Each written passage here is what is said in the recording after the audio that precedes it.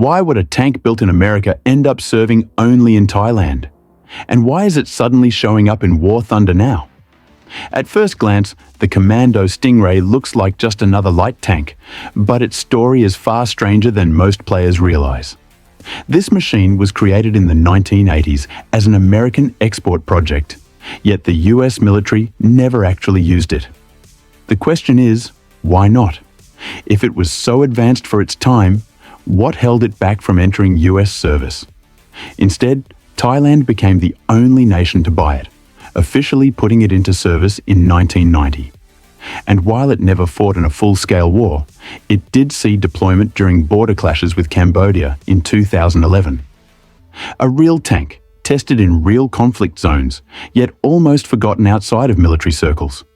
Now, decades later, the Stingray is suddenly rolling into War Thunder, but not in the way players expected. For the first time, it's being added as part of Japan's sub-tree thanks to Thailand's real-world connection, and it's also arriving in the US tree since it was built by an American company.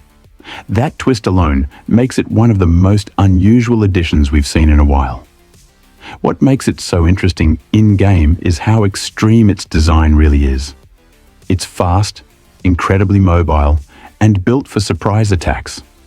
Armed with the NATO standard 105mm gun, it comes with HEAT, HESH, and APFSDS rounds. A stabilizer and laser rangefinder make it dangerous even on the move, while its -10 degrees of gun depression let it strike from positions that most tanks could never take advantage of. But the Stingray has one massive weakness. It can't take a hit. Its armor is so thin that almost anything can destroy it if you're spotted. That means it lives and dies by ambush tactics, and maybe explains why the US military never adopted it in the first place. And here's where things get even more interesting. Recent leaks suggest the Stingray isn't the last surprise. Vehicles like the M60 and M163 are rumored, but insiders believe the real headline reveal is going to be aircraft. If that's true, then this update could be leading into one of the biggest shakeups we've seen in months. For American players, the Stingray is a cool addition, but nothing revolutionary. For Japan, though, it's a game changer, a completely new style of tank that brings something fresh to their lineup.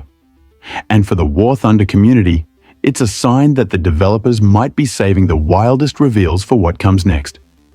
So here's the real question. Is the Stingray just filler content, or the beginning of something much bigger?